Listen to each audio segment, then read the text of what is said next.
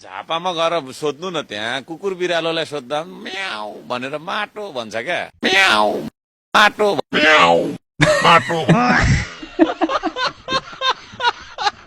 माटो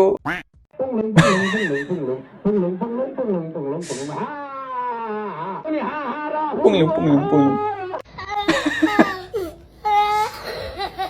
पुङलुङ पुङलुङ पुङलुङ पुङलुङ मजाको मात्रै भोट त त्यहाँ हुँदैन कसले भन हर्क साङपाङ पास्टर भनेर तुमलाई पढाउने मास्टर हो हर्का साम्पङ भनेको एकदम राम्रो मान्छे हो इमानदार हो तामाङको छोरा हो उले गर्छ तामाङको छोरा राईको छोरा हो के चाहिँ हुन्छ भनेर राति 2 बजी उठेर एउटा स्टेटस लेख्छु कि त्यसको तल 1 मिनेट पनि पुगेको हुँदैन हर्के हल्दार आइहाल्छ भनेपछि 24 आवर्स पर्खिराख्दो रहेछ क्या हर्के हल्दार छक्क पर्छु ल फक्क पर्छु है म पनि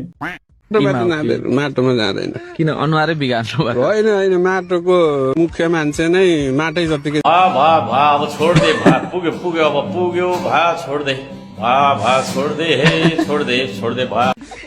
भयो पुग्यो पुग्यो छोड दे गर्छु म जतिको बुझ्ने मान्छे नेपालमा जन्मेको छैन है हजुर ताली बजाइरह नहीं सुधरेगा रे बाबा तू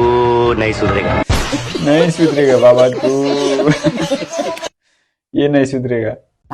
नेपाली राजनीतिमा आजको दिनमा बालेन शाह रविलाम छाने र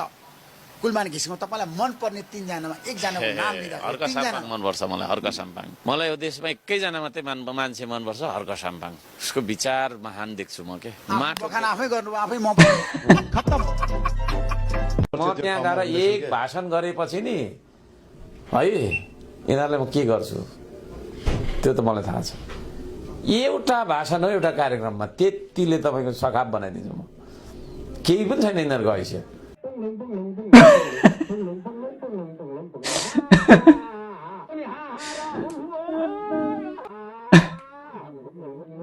पुङलुङ पुङलुङ पुङलुङ